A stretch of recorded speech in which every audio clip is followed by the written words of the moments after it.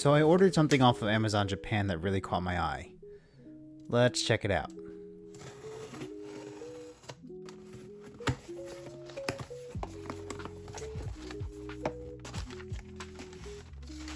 This is the Dragon Ball Mecha Collection Model Kit Volume 5, Yamcha's Mighty Mouse.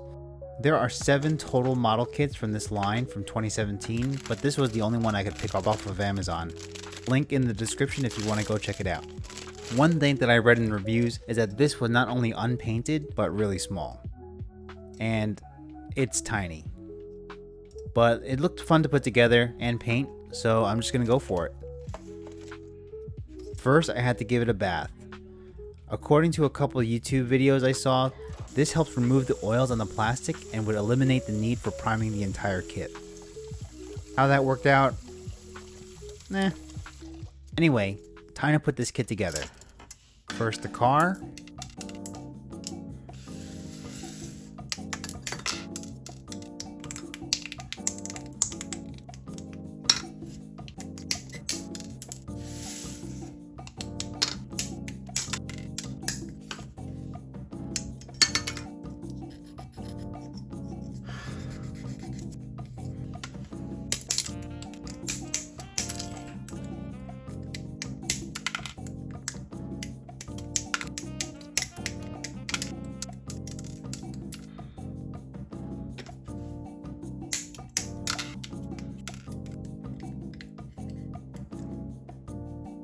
I just need to finish up Yamcha and Poir.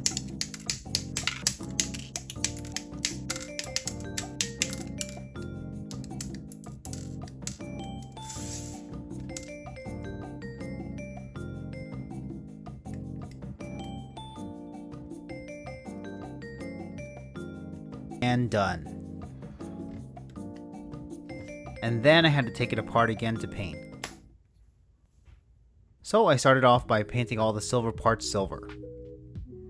The metallic bits on all these model kits always look pretty cheap, so a fresh coat of paint really changes the entire vibe.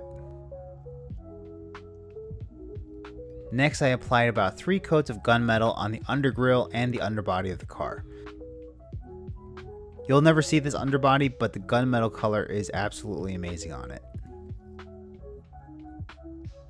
For the rest of the kit, luckily this thing comes with a color guide, so it took away a lot of the guesswork on the color combinations. Although I had to approximate because I don't have the exact color they mentioned, but I had a general idea. Then I used some leather brown and some yellow ochre for the body of the car. I knew going into this that this entire car was going to be different shades of brown according to the color guide, so I intentionally made this color a shade or 2 lighter to add a little bit of extra differentiation in the colors later on. I also painted the gas tank on the back and the 4 wheels the same shade of yellow brown.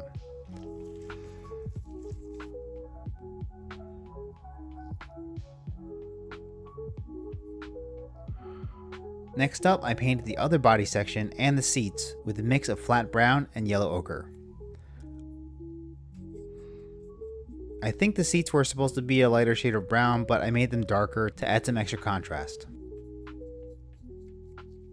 Then I painted the 4 tires plus a spare using some black and a touch of stonewall gray, just because I feel like pure black tires is a bit boring and it's not really realistic of what color rubber tires really are.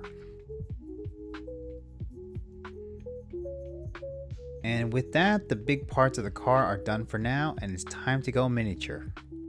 I had this magnifying lamp thing for forever and never had a chance to use it, so I was excited to try it out. And rather than doing a top-down shot for all these, I'm trying to film these through the magnifying glass to give you a closer look.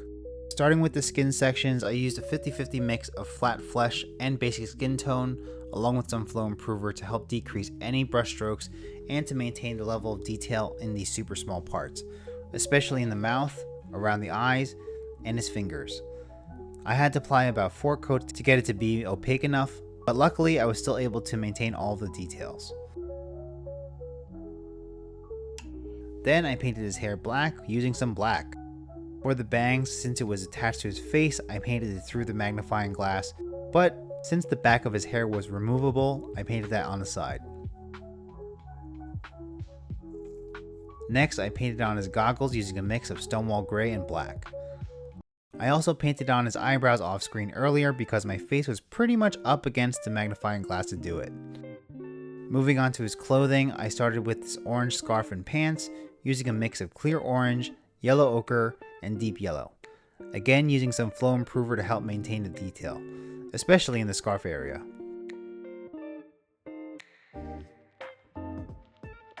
Then I painted the symbol area on his shirt and his belt using some white and flow improver.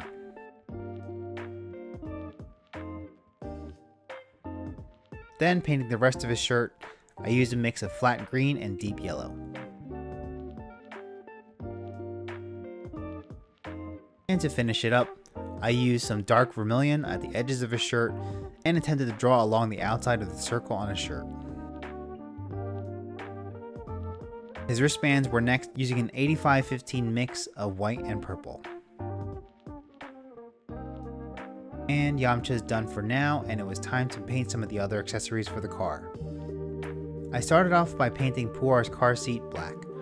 Off screen, I also painted the straps of his car seat using some leather brown and some silver on the buckles. Next, for the shovel and the axe, I painted the handles using some flat brown to give it some extra contrast for when it sits against the car. Off screen, I painted on those little straps using some leather brown also. Then I painted the straps on the gas tank and the spare tire with some black.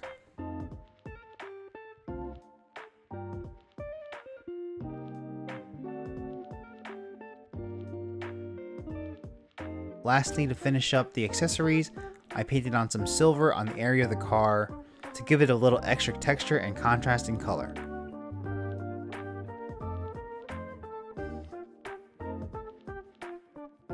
Moving on to my favorite part of the model, painting Puar. I painted on his skin using some basic skin tone and some flow improver, again taking about 3 to 4 coats to get it opaque enough.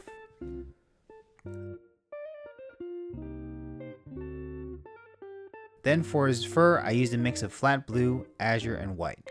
And I love painting in the blues because the dye is so opaque, even with the flow improver added, and it only took me about 2 coats to get good coverage.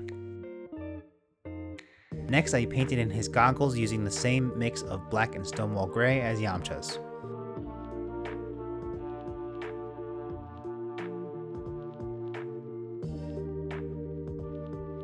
Then I used some black and some flow improver to paint in his facial features.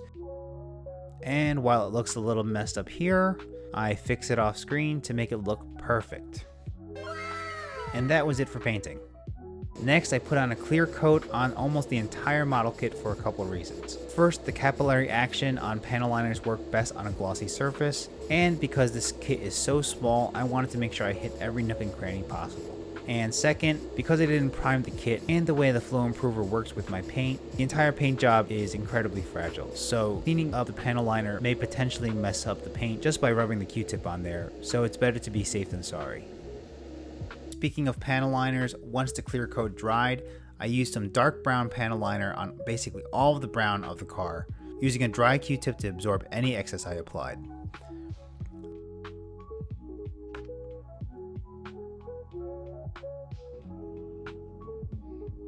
Then I used some pink brown panel liner to add some muscle definition onto Yamcha's arms and fingers.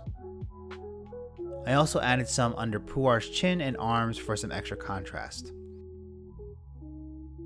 For the orange sections of Yamcha's clothes, I used brown panel liners. This was super helpful on Yamcha's scarf, and you can clearly see the little tie in the front now. I also added some on his mouth, so now you can see him smirking. Then I added a little bit of dark brown panel liner underneath his shirt to give it a little bit of extra shadow, and added in some gray panel liners to help separate the circle on his shirt from the belt tie. To finish off his clothing, on the green sections of his clothes, I used a black wash made of black panel liner and some Tamiya X20 thinner. Then using that same black wash, I added in some shadow around Puar's tail, goggles, and feet, and also added it to the headlights of the vehicle as well. Then it was time to pull out Tamiya X20 thinner and some pointed Q-tips to clean up all of my lines. While I clean this off, just a friendly reminder that you can find everything I'm using in this video, including the model kit, paints, and the brushes used below, linked in the description as Amazon affiliate links, as well as on my Amazon storefront. If you do purchase anything on Amazon through these links, not just the listed items below, it'll help support the channel without any cost to you. Also, don't forget to leave a like and comment to let me know what you think. After I cleaned up all of my lines, I got a little bit brave and decided to paint on the kanji on his shirt. I figure it would look a little bit more accurate to have the red in the circle, and if you're not looking through a magnifying glass, you would think it looks great. Heading towards the finish line, I added on a flat clear coat on the entire kit to get rid of that high gloss shine and to lock in all of the panel liner work that I did. All that was left to do was to put it back together.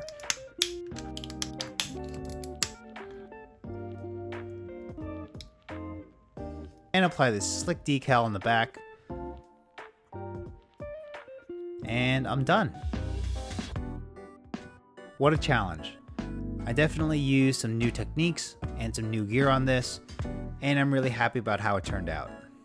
It really makes me want to get the rest of the kits, but for some reason, I guess the other kits are much more rare, and they're pretty expensive to import, so I'll hold off for now. But if you like what I did here, and you want to help me get them sooner, you can support the channel by either leaving a tip or joining my membership here on YouTube or buymeacoffee.com for $2 a month. Speaking of members, thank you to all of my members and supporters, and shout out to my newest member, David C. And of course, thank you so much for watching and sticking around. If you liked this video, don't forget to drop a like, leave a comment, and subscribe. Thanks for watching. See you next time.